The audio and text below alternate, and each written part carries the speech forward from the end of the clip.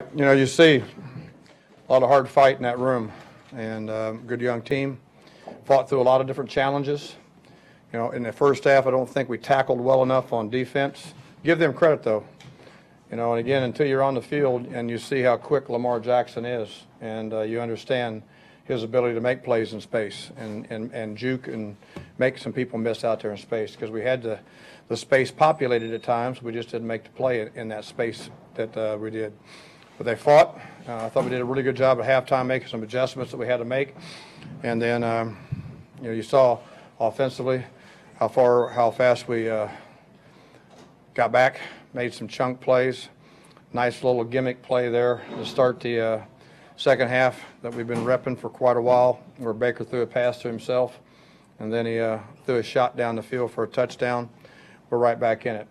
Wish it would have gone different at the end of the half on the defensive touchdown, but that just is what it is. You know, we made a really good, nice play down there in the on the goal line, and Pep scooped it up and it was going the other direction, but they blew it dead.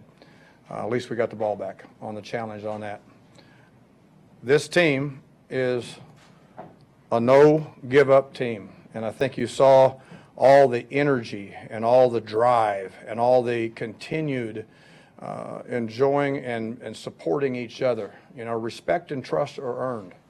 And there are a few young guys in there today that really did, from a few of the older guys, earn some respect and earn some trust by their effort and their toughness, and to continue to pound it all in there. So, close game, and give Baltimore some credit. And I think I've told you before at the start of this week, you know, I think John and his staff have just done a phenomenal job on what they've done, on how they've turned around the season in their respect. And they've done a very good job of coaching to the skill set of the players that they have there. And, you know, they won the takeaway battle. You know, we needed another takeaway. We needed another stop. And, you know, congrats to them. Questions? Did you think about letting Joseph try the long field goal? We did, and then but we put it in Baker's hands. Okay, and that was my choice. Okay, that's who I wanted to see, you know, with the last opportunity was him. Was there a cutoff for Joseph? No. That No. was within the range? No, it wasn't in the range, and I put it on Baker. We just got to make that play. They made a nice play. Greg, playing in an atmosphere like this, with, like you said, you had a lot of young guys in that. I don't know when's the last time you the Browns had a game like this. It's great for these young guys to feel that too. Yes, Terry, and you know, they've played in some very big programs. You know, some very big things at the other level, but not at this level, and that is another step. That is another step for them to take, to appreciate what it means to, you know, to play in front of a big home crowd the way the Ravens are. And, you know, that's the way we were finishing up down there with Cleveland. And there's no doubt in my mind that there'll be games like this in Cleveland. You know, with this good young team, eventually that's what will happen. What does it mean to you just as a coach to take this thing over mid-season and just see those kids? You know, and what I've tried to do is make sure that it's not about me, it's about them. You know, and I think I've answered those questions all year long. But I would be, you know, I wouldn't be being honest if I would not say that, you know, I'm proud, you know, of how they respond. I'm proud of them focusing and doing what I've asked them to do, and I am. It means something to me too. Yes. Do you go into this week thinking you'll be back? You know, I'm going into this week taking the next step. You know, and this is 30 years, so I've been through a lot of these kind of steps. So. And again, what I've also said to you all before is don't ever worry about me being afraid to compete. Okay, so competing, it is what it is. So we'll take the next step and see. You know when you'll interview? Well, you know, those will be things that, you know, the Doris and everything we'll talk about with you guys. Wouldn't just getting a taste of this with this team? No, I really like this young team, and you know, and I said this before. I mean, I turned down multiple jobs to come to Cleveland. You know, I really wanted the opportunity to come here. I really love living in Cleveland. I love the people of Cleveland. You know, I have tremendous memories of coming up to the old Mistake by the Lake Stadium. You know, everybody called that back in the late 80s, early 90s, and playing in those things and the crowd and the environment. And then, you know, again, a lot of people were telling me, you know, when I came here 2 years ago that you can't help anybody, you know, you can't do that. Well, we can do that. That's what we're hired to do. We're supposed to be able to do this, no matter what people and other people in the NFL are saying or what other people outside the thing are saying.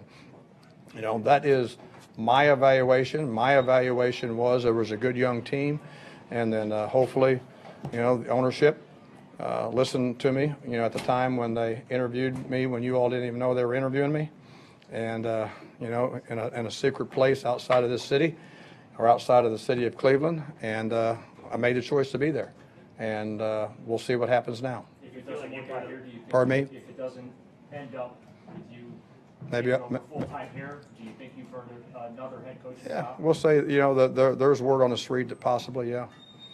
There's word on that street. I feel like you made a pretty strong statement on your resume to keep you I will tell you this, is I'm really proud of these young men, okay? Really proud of these young men, and I'd like to leave it at that. I'd like to give them the credit for those things right there, and we came up short. Baker broke the rookie record today. Led Did you he? guys back. Can you just sum up what you've seen? He's just scratched the surface, and if you think that he's satisfied with that, there's no way, no how, okay? He wants to keep on playing. That's who he is. And but that's good to know, and I'll make sure I say something to him about it, on the plane ride home, okay? Because everybody needs a pat on the back, even when you're as competitive as that young man, okay? And he is competitive. There was a sight of Josh Cribbs talking to you just before that went down. Right, he's not on a headset with me, and that's basically, I already made the decision we were going for it. Was he arguing? No. And you know what? Nobody argues with me. You've already learned that. Yeah. I win all arguments, so no big deal. No, he wasn't. He was just making sure. Okay, and that's what they're supposed to do. And I encourage all those guys, but when you're not on headsets, they don't know all the things that's going on. And we'd all made those same things, and we were 2 or 3 plays ahead of that. Ball had to move in. We had to get a little bit tighter. Right, when a change is made like that in mid-season, a lot of times, like not just, like you said, you would probably get another job, period.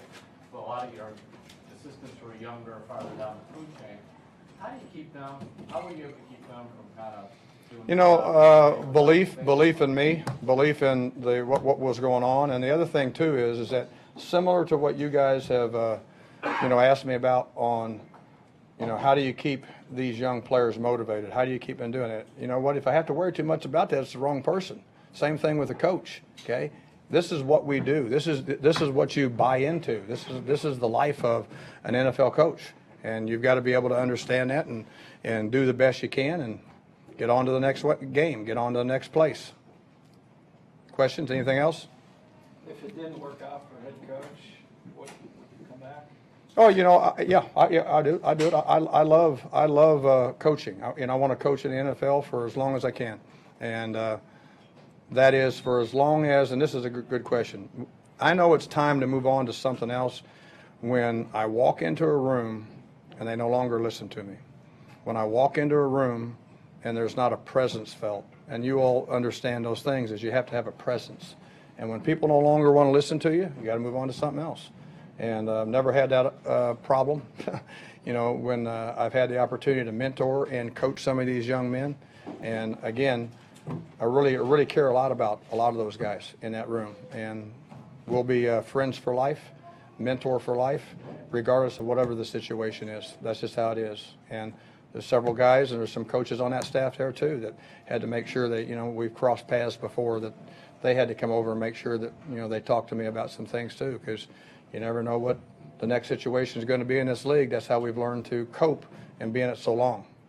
And again, appreciate all you guys. Okay, appreciate what you do to help the city of Cleveland. I appreciate what you do to keep people interested in what we do. It's a great game.